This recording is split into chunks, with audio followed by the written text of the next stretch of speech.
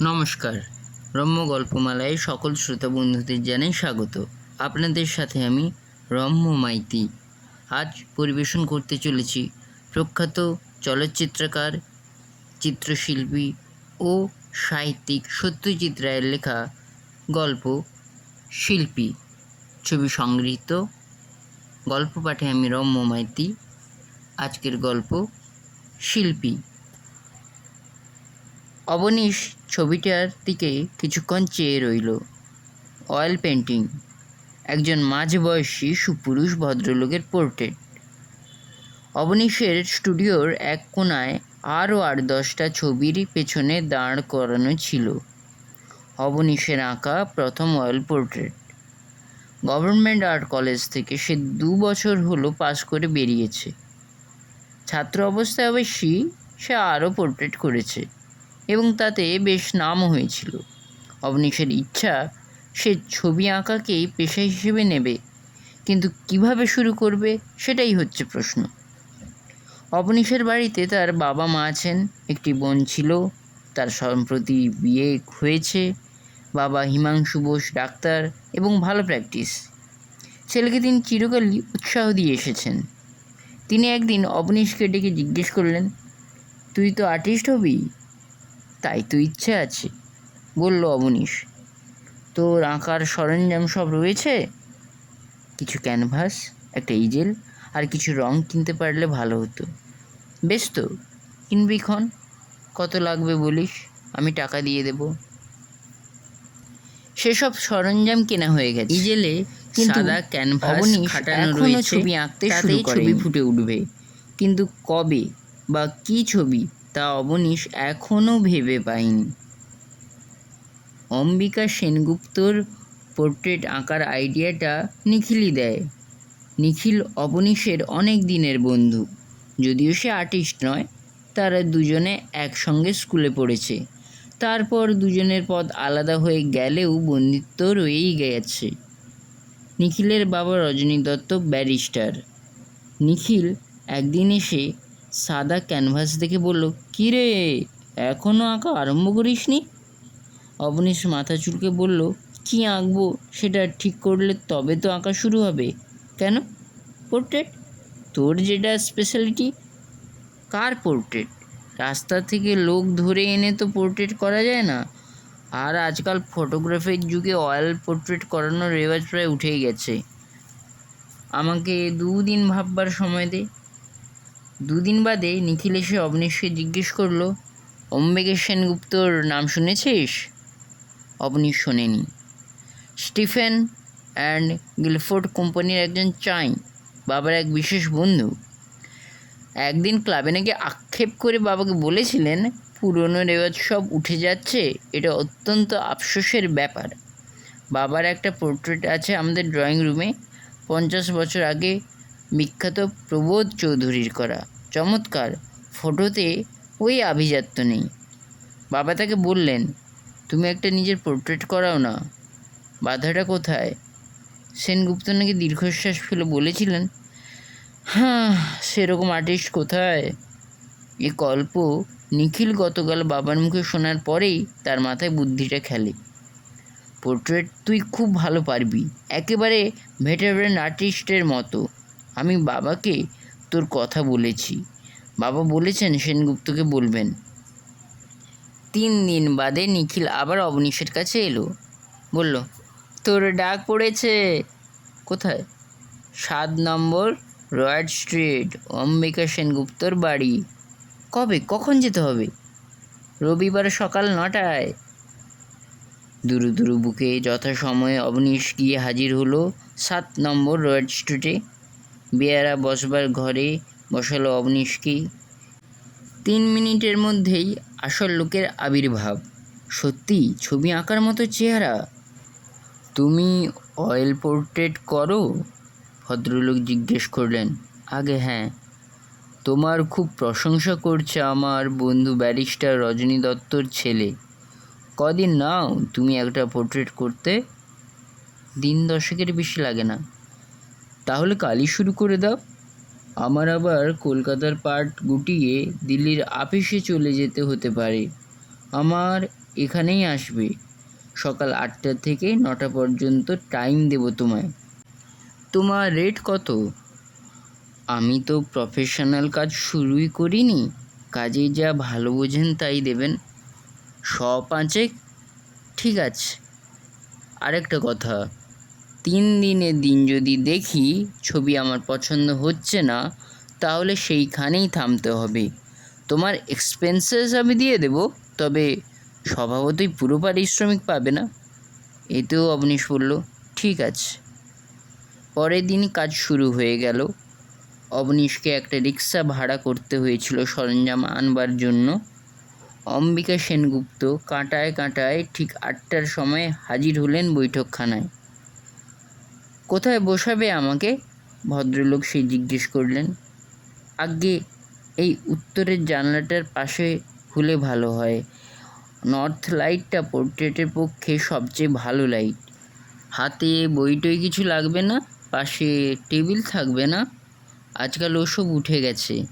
আমি আপনার যাকে বলে আবক্ষ পোর্ট্রেট করব। আপনি এই চেয়ারটায় বসবেন, দাঁড়াবার দরকার নেই। বাহ, এ তো তেমন কঠিন ব্যাপার বলে মনে হচ্ছে না। 3 দিনেই দেখা গেল ছবিতে মিস্টার সেনগুপ্তকে চেনা যাচ্ছে। ভদ্রলোক কাজ দেখে অবনীশের পিঠে দুটো মৃদু চাপড় মেরে বললেন, এক্সেলেন্ট, ক্যারি অন। অবনীশের কাঁধ থেকে একটা বোঝা নেমে গেল। কিন্তু তার পরের দিনই এক দুঃসংবাদ। তোমাকে আর 3 দিনের বেশি সময় দিতে পারছি না অবনীশ, বললেন অম্বিকা সেনগুপ্ত। আমাকে বুধবার, অর্থাৎ আজ থেকে 4 দিন পরে দিল্লি চলে যেতে হচ্ছে, তল্পি তল্পা গুটিয়ে। কদিনের জন্য তা বলতে পারবো না, বছর 2-1 তো বটেই। আমাকে মাঝে মাঝে আসতে হতে পারে, কিন্তু তার মধ্যে তোমায় সময় দিতে পারবো না। অবনীশের মনটা ভেঙে গেল। সে নিজেও বুঝতে পারছিল যে কাজটা খুব ভালো এগোচ্ছে। 3 দিনে যে ছবি শেষ হবে না তাতে কোনো সন্দেহ নেই। তাহলে আপনি কি অসমাপ্ত ছবি সঙ্গে নিয়ে যাবেন? সে আর কি করে হয়? যতদূর করতে পারো সেই অবস্থাতেই তোমার কাছে থাকবে ছবিটা। অবশ্যই তোমার পারিশ্রমিক তুমি পাবে। 3 দিনে মনের জোরের সঙ্গে হাতের জোর মিলে অবনীশ ছবির 12 আনা শেষ করে ফেলল। অম্বিকা সেনগুপ্ত আবার দেখে বললেন, ব্রিলিয়ান্ট, ব্রিলিয়ান্ট, তোমার ভবিষ্যৎ খুব উজ্জ্বল অবনীশ। আমি টাকা সঙ্গেই এনেছি, এই নাও তোমার পারিশ্রমিক। অবনীশ দেখল মিস্টার সেনগুপ্ত তাকে 500-র জায়গায় 700 কড়কড়ে 100 টাকার নোট দিয়েছেন। অম্বিকা সেনগুপ্তর পোর্ট্রেটের পর্ব এখানেই শেষ হলো। এবার অবনীশ তার পেশাদারি শিল্পী জীবনের জন্য তৈরি হলো। ছবি এঁকে রোজগার তাকে করতেই হবে। বাপের অনুগ্রহে আর কতদিন চলে? কী ঢঙে ছবি আঁকবে সে? সাবেকি না আধুনিক? সেই নিয়ে তার মনে প্রশ্ন জেগেছে, যদিও তার উত্তর সে এখনো খুঁজে পায়নি। অম্বিকা বাবু চলে যাবার মাসখানেক পরে চিত্রকূট গ্যালারিতে আধুনিক ভারতীয় শিল্পীদের একটা প্রদর্শনী হলো। অবনীশ গেল দেখতে, এবং দেখে সে হতবাক হয়ে গেল। যে ছবির না আছে মাথা, না আছে মুন্ডু, তার দাম আকাশ ছোঁয়া। আর সেই দামে লোকে সে ছবি কিনছে বাড়িতে টাঙিয়ে রাখার জন্য। 40টার মধ্যে 19টা ছবির ফ্রেমে লাল গোল কাগজ আঁটা। তার মানে ছবি বিক্রি হয়ে গেছে, অথচ আজ সবে প্রদর্শনীর 4র্থ দিন। মিনিট 15 থেকে অবনীশ গ্যালারি থেকে বেরিয়ে এলো। সে মনস্থির করে ফেলেছে, চুলোয় যাক মডার্ন আর্ট। সে তার নিজের ঢঙেই ছবি আঁকবে, সে ছবি লোকে নিক বা না নিক। 6 মাসে অবনীশ 32খানা ছবি আঁকলো। কিছু প্রাকৃতিক দৃশ্য আঁকার জন্য তাকে বাইরেও যেতে হয়েছিল, পুরী, ঘাটশিলা, গ্যাংটক। সে বুঝেছে ল্যান্ডস্কেপেও তার হাত খারাপ নয়। নিখিল এলো একদিন ছবি দেখতে, দেখে টেখে বলল, দুর্দান্ত হয়েছে তোর ছবি। তবে ভয় হয় কি জানিস, আজকাল ছবির চেহারা আর লোকের রুচি এত পাল্টে গেছে যে তোর ছবি বাজারে চলবে কিনা তাই ভাবছি। তুই এক্সিবিশন করবি তো? ইচ্ছে তো আছে, ছবি বিক্রি না হলে রোজগার হবে কি করে? একটা গ্যালারির নাম হয়তো তুই শুনেছিস, রূপম। তার মালিক পুরুষোত্তম মেহরা বাবার পেশেন্ট। খুব কঠিন ব্যারাম থেকে বাবা ওকে সারিয়ে তুলেছিলেন। মেহরা মোটামুটি সেকেলে লোক, যদিও ছবি যা দেখায় সবই মডার্ন। আমি ওকে ফোন করে রাখছি, তুই তোর গোটা 2-1 ছবি নিয়ে গিয়ে ওকে দেখা। ভদ্রলোক হয়তো প্রদর্শনী করতে রাজিও হয়ে যেতে পারে। অবনীশ নিখিলের কথা মতো মেহরার সঙ্গে টেলিফোনে অ্যাপয়েন্টমেন্ট করে 3টে বাছাই ছবি সঙ্গে নিয়ে ভদ্রলোকের সঙ্গে দেখা করলো। মেহরা ছবিগুলোর দিকে মিনিট খানেক তাকিয়ে থেকে বললেন, এ তো দেখছি সবই চিনতে পারছি। মানুষের মতো মানুষ, বাড়ির মতো বাড়ি, গাছের মতো গাছ। আজকাল তো আর কেউ এমন আঁকে না। অবনীশ মৃদুস্বরে বলল, আগে আমি এরকমই আঁকতে ভালোবাসি। মেয়েরা বললেন, দেখেন অবনীশ বাবু, আমি আপনাকে ফ্রাঙ্কলি বলছি, আমরা নাম করা আর্টিস্টদের ছবি ছাড়া কারো ছবি এক্সিবিট করি না। ছবি বিক্রি হবে এই গ্যারান্টি আমাদের চাই। কারণ কি, ছবি বিক্রির 3 ভাগের 1 ভাগে আমরা টাকা কমিশন নিই। এ থেকে আমাদের ব্যবসা চলে। শুধু আমাদের নয়, অল কমার্শিয়াল গ্যালারিজ। আর যদি ছবি বিক্রি না হয় তাহলে আমাদের লোকসান। বিক্রি হবে জেনেই তো আমরা ওয়েল নন আর্টিস্ট ছাড়া কারুর ছবি দেখাই না। তাহলে আমার ছবি আপনি দেখাবেন না? নৈরাশ্যের সুরে বলল অবনীশ। মিস্টার মেহরা অবনীশের দিকে কিছুক্ষণ চেয়ে থেকে মৃদু হেসে বললেন, আপনি অন্য কেউ হলে আপনাকে রিফিউজ করে দিতাম, কিন্তু ডক্টর দত্তর ছেলে আমাকে রিকোয়েস্ট করেছে বলে আমি আপনাকে ফিরিয়ে দিতে পারছি না। তাছাড়া এরকম ছবির মার্কেট আছে কি না সেটাও দেখা যাবে। তবে আপনাকে কিন্তু আমাদের টার্মস মেনে নিতে হবে। নিশ্চয়ই। এই ঘটনার 1 মাস পর অবনীশের প্রদর্শনী শুরু হলো রূপম গ্যালারিতে। 10 দিন চলবে 32খানা ছবি। তার মধ্যে অম্বিকা সেনগুপ্তের পোর্ট্রেটটাও ছিল, তবে সেটা নট ফর সেল। তার জীবনের প্রথম পেশাদারি কাজ অবনীশ হাতছাড়া করবে না। প্রদর্শনীতে প্রথম 3 দিন বিশেষ লোক হয়নি। তারপর থেকে দর্শকের সংখ্যা ক্রমে বাড়তে লাগলো। অবনীশ অবাক হয়ে দেখল যে তার ছবি বিক্রিও হচ্ছে। প্রথমবার বলে সে ছবির দাম বেশ কমই রেখেছিল। তাও 14খানা ছবি বিক্রি হয়ে কমিশন বাদে তার হাতে এলো 4,500 টাকা। মিস্টার মেহরাও তাকে কনগ্র্যাচুলেট করলেন এবং কথা দিলেন যে ভবিষ্যতেও রূপম অবনীশের ছবি এক্সিবিশন করবে। কিন্তু একটা ব্যাপারে অবনীশকে চোট পেতে হলো। সেটা হলো বিভিন্ন পত্রপত্রিকায় তার প্রদর্শনীর সমালোচনা। বেশিরভাগ সমালোচকই বলেছে যে অবনীশের মস্ত দোষ হলো সে সময়ের সঙ্গে তাল রেখে চলছে না। একজন বলেছে, আজ যদি কোনো লেখক বঙ্কিমচন্দ্রের ঢঙে উপন্যাস লেখে তাহলে কি সেটা একটা প্রশংসনীয় ব্যাপার হবে? এইসব সমালোচকের নাম অনেকেই জানে না। যার নাম জানে এবং যার সমালোচনা সকলেই পড়ে সে হলো কৃষ্টি সাপ্তাহিকের সমালোচক আনন্দবর্ধন। অবনীশ জানে যে নামটা ছদ্মনাম, কিন্তু ওই নামের পেছনে আসল ব্যক্তিটি কে সেটা সে জানে না। এর সমালোচনার শিরোনাম হলো মান্ধাতার আমল। তীরের মতো চোখা চোখা শব্দের ব্যবহারে সমালোচক অবনীশের প্রদর্শনীকে ক্ষতবিক্ষত করে দিয়েছেন। যুগ পরিবর্তনের সঙ্গে আর্টের চেহারাও যে আমূল পাল্টেছে সে খবর যে এই শিল্পী রাখেন না, সেটা এর ছবিগুলির দিকে এক ঝলক দৃষ্টি দিলেই বোঝা যায়। লিখেছেন আনন্দবর্ধন। ক্যানভাস ও তেল রং আজকাল দুর্মূল্য। তাদের এই অপব্যবহার কোনো মতেই বরদাস্ত করা যায় না। প্রদর্শনীর কথা চিন্তা না করে শিল্পী যদি আজকের শিল্প রীতির সঙ্গে পরিচিত হবার প্রয়াস করেন তাহলে হয়তো ওর একটা ভবিষ্যৎ গড়ে উঠতে পারে। কারণ রং তুলির ব্যবহার যে উনি একেবারেই জানেন না তা নয়। এই সমালোচনা শুধু অবনীশ নয়, তার বাবা এবং তার বন্ধু নিখিলও পড়ল।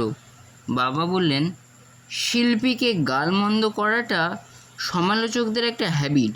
কারণ পাঠক প্রশংসার যে নিন্দাটা বেশ উপভোগ করে। তুই নিরুদ্যম হোস না।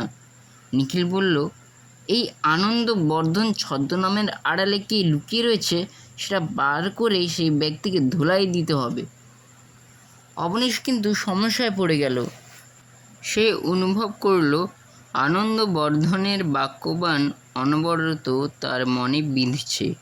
সে অত্যন্ত গভীরভাবে চিন্তা করতে লাগলো তার আঁকার ঢং পাল্টিয়ে সে আধুনিকদের দলে চলে আসবে কিনা। বারবার সমালোচকের তিরস্কার ও বিদ্রূপ সে সহ্য করতে পারবে না। মডার্ন আর্ট জিনিসটা কী ও কেন সেটা সে এতদিন জানার চেষ্টা করেনি, এবার করবে। প্রদর্শনীর পর 6টা মাস অবনীশ ছবি আঁকল না।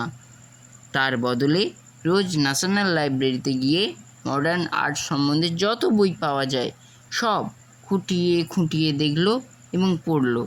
তার ফলে সে জানল যে বিংশ শতাব্দীর গোড়া থেকেই প্রধানত ফ্রান্সে কিছু শিল্পীর প্রভাবে আর্টের জগতে এক বিপ্লব ঘটে। তার ফলে ছবির চেহারা একেবারে বদলে যায় এবং বিপ্লবের প্রভাব ক্রমে সমস্ত পৃথিবীতে ছড়িয়ে পড়ে। এইসব বইয়ে তার নিজের ঢঙের একটি ছবিও খুঁজে পেল না অবনীশ। এরপরে অবনীশ লাইব্রেরিতে যাওয়া বন্ধ করে ড্রয়িংয়ের খাতায় প্যাস্টেল নিয়ে নতুন রীতিতে ছবি আঁকার চেষ্টা করতে আরম্ভ করল। এভাবে প্রায় 30খানা খাতা ছবিতে ভরে গেল। ইজেলে সাদা ক্যানভাস খাটানো রয়েছে, কিন্তু তাতে একটা আঁচড়ও পড়েনি। নিখিল একদিন এসে বলল, কী রে, তুই কি ছবি আঁকা ছেড়ে দিলি নাকি? অবনীশ বলতে বাধ্য হলো যে সে তার ছবির ভুল পাল্টে আজকের দিনের শিল্পীদের দলে আসার চেষ্টা করছে। মডার্ন আর্ট তো খুব সোজা, বলল নিখিল। একটা ক্যানভাস কাটিয়ে তাতে কাকের ঠ্যাং বগের ঠ্যাং এঁকে ভরিয়ে দেয়, ব্যাস, হয়তো 1000 টাকায় বিক্রি হয়েও যেতে পারে সেই ছবি।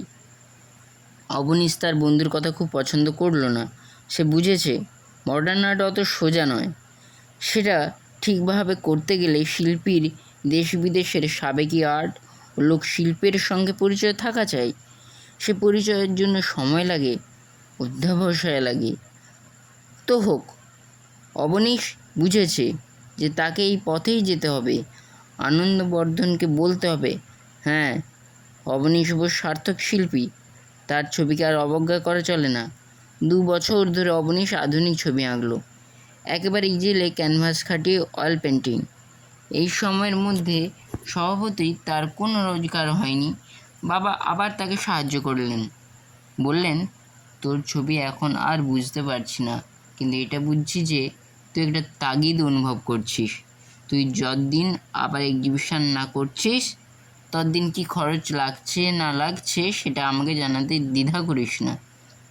অবনীশ বুঝল এমন বাপ না থাকলে তার শিল্পী জীবন এখানেই শেষ হয়ে যেত। আজকাল অবনীশের একটা ছবি আঁকতে বেশ সময় লাগে। একটু বড় ক্যানভাস হলে 2 মাসও লেগে যায়। তাই 2 বছরে তার ছবির সংখ্যা হলো মাত্র 22। এই সময় একদিন মেহরার কাছ থেকে একটা ফোন পেল। কী খবর অবনীশ বাবু, আপনি কি ছবি আঁকা স্টপ করে দিয়েছেন? অবনীশ বলল সে এখন নিয়মিত ছবি আঁকছে। তাহলে একদিন আপনার বাড়ি গিয়ে দেখি আপনার নতুন ছবি। মেহরা এলেন এক রবিবার সকালে। অবনীশ তাকে তার স্টুডিওতে নিয়ে গেল। কি আপনার কাজ? অবাক হয়ে প্রশ্ন করলেন মিস্টার মেহরা। আগে হ্যাঁ, আপনি স্টাইল একদম চেঞ্জ করে ফেলেছেন। কেমন লাগছে বলুন? আমি তো নিজে আর্ট বুঝি না, তবে the colours are very good. আজকাল বড় খদ্দেররা এরকম জিনিসই চায়। এগুলোর সঙ্গে তাদের মডার্ন ফার্নিচার খুব ভালো ম্যাচ করে। সব ছবির উপর মেহরা একবার চোখ বুলিয়ে নিলেন। বেশ কিছু বড় ছবিও ছিল। এই 22টাকেই যে রূপম ভরে যাবে তাতে সন্দেহ নেই। অবনীশের প্রদর্শনীর দিন ঠিক হয়ে গেল। এবার 10 দিনের মেয়াদ। এই 10 দিনে 22টার মধ্যে 17খানা ছবি বিক্রি হয়ে গেল। বেপরোয়া হয়ে অবনীশ ছবিগুলোর দাম বেশ চড়াই রেখেছিল। সেই দাম দিতেও লোকে দ্বিধা করল না। যা টাকা এলো তাতে অবনীশের 2 বছরের সংস্থান হয়ে গেল। আর সমালোচনা? অবনীশ দেখল তার বাবাই ঠিক বলেছেন। পথে এসো বাবা, লিখেছেন আনন্দবর্ধন। তবে এই নতুন পথে চলাটা শিল্পীর পক্ষে এখনো সহজ হয়নি। এইভাবে আরও 5 বছর লেগে থাকলে হয়তো অবনীশ বোস শিল্পী আখ্যা পেতে পারেন। অবনীশ পত্রিকাটা ছুঁড়ে ফেলে দিল। সেই সঙ্গে ছদ্মনামধারী ব্যক্তিটির আসল পরিচয়টা জানবার আগ্রহ আরও বেড়ে গেল। নিখিল বলল, কৃষ্টির একজনের সঙ্গে আমার আলাপ ছিল। সে যদি এখনও থেকে থাকে তাহলে তাকে ভজিয়ে ছদ্মনামের পেছনের লোকটা কে সেটা হয়তো জানা যেতে পারে। এর মাসখানেক পরে একদিন সকালে অবনীশ তার স্টুডিওতে কাজ করছে। এমন সময় চাকর গোবিন্দ এসে ঘরে ঢুকলো। কী ব্যাপার গোবিন্দ? জিজ্ঞেস করলো অবনীশ। আগে একটি বাবু আপনার সঙ্গে দেখা করতে এসেছেন। কে এলো আবার, খদ্দের নাকি? ইতিমধ্যে অবনীশের বাড়িতে লোক এসে তার ছবি কিনে নিয়ে গেছে। গুজরাটি ভদ্রলোক। নাম বলেছেন? আগে না, বলেন জরুরি দরকার। বসবার ঘরে বসাও, আমি আসছি। অ্যাপ্রন খুলে নিয়ে একটা ন্যাকড়ায় হাতের রঙটা মুছে অবনীশ বৈঠকখানে গিয়ে হাজির হলো। সোফা থেকে একজন চশমা পরা বয়স 35-এর ভদ্রলোক উঠে দাঁড়ালেন। নমস্কার করে ভদ্রলোক বললেন, আমার পরিচয় দিলে হয়তো আপনি চিনবেন। আমার নাম হিমাংশু সেনগুপ্ত। আমি অম্বিকা সেনগুপ্তের বড় ছেলে। আপনার বাবার মৃত্যুর সংবাদ সেদিন কাগজে পড়লাম। আপনি আমার বাবার একটা অয়েল পোর্ট্রেট করেছেন। হ্যাঁ, কিন্তু সে সময় তো আপনাকে দেখিনি। আমি তখন দিল্লি ছিলাম। আমিও ফিরলাম আর বাবা গেলেন। আইসি, এই পোর্ট্রেটটা নিয়ে একটু কথা বলতে এসেছি। কি ব্যাপার? কাল সন্ধ্যায় বাবার স্মৃতিসভা আছে শিশির মঞ্চে। অনেক খুঁজেও বাবার এমন একটা ফটো পাইনি যেটা এনলার্জ করে সভায় রাখা যেতে পারে। তাই ভাবছিলাম আপনি যদি একদিনের জন্য আপনার ওই ক্যানভাসটা ধার দেন। নিশ্চয়ই, বলল অবনীশ। এ নিয়ে কোনো প্রশ্নই উঠতে পারে না। আপনি কি ওটা এখনই নিয়ে যেতে চান? হাতের কাছে আছে কি? আমার ঠিক একদিনের জন্য দরকার। আপনি 5 মিনিট বসুন, আমি নিয়ে আসছি। অবনীশ জানতো ছবিটা কোথায় আছে। সেটা বার করে আবার ধুলো ঝেড়ে একটা খবরের কাগজে মুড়ে এনে হিমাংশু সেনগুপ্তের হাতে দিল। ভদ্রলোক সেটা নিয়ে আন্তরিক ধন্যবাদ জানিয়ে চলে গেলেন। অবনীশ স্টুডিওতে ফিরে যাচ্ছিল, এমন সময় নিখিল ঘরে এসে ঢুকলো। কাকে বেরোতে দেখলাম রে? প্রশ্ন করলো নিখিল। অবনীশ একটা ম্লান হেসে বলল, আমার প্রথম অয়েল পোর্ট্রেটের সাবজেক্টের ছেলে, অর্থাৎ অম্বিকা সেনগুপ্তের ছেলে। বটে? নাম বলেছে? হ্যাঁ, হিমাংশু। ছবিটা নিল কেন? ওর বাবার স্মৃতিসভা আছে, ভালো ফটোগ্রাফ পায়নি, তাই ও পোর্ট্রেটটা রাখবে। তুই খুব ভুল করেছিস। কিসে? ছবিটা দিয়ে। কেন? ওই বলেছিল মান্ধাতার আমল। হ্যাঁ, ইয়েস স্যার, আনন্দবর্ধন হিমাংশু সেনগুপ্তর ছদ্মনাম। অবনীশের মুখ থেকে অবাক ভাবটা কেটে গিয়ে একটা বিশেষ ধরনের হাসি ফুটে উঠল। তারপর চাপা স্বরে কথাটা বেরোলো, পথে এসো বাবা, পথে এসো। কেমন লাগলো আজকের এই গল্প? কমেন্ট বক্সে অবশ্যই লিখে জানান। গল্পটি ভালো লাগলে লাইক শেয়ার করতে ভুলবেন না। শ্রোতা বন্ধুদের কেউ যদি ছবি এঁকে থাকেন তাহলে তারাও জীবনের অভিজ্ঞতা আমাদের কমেন্ট বক্সে অবশ্যই লিখে জানান। পরবর্তীকালে নিত্য নতুন নানা স্বাদের গল্প শুনতে এবং কবিতা শুনতে এখনই আমার চ্যানেলটি সাবস্ক্রাইব করে আমার পাশে থাকুন। ধন্যবাদ।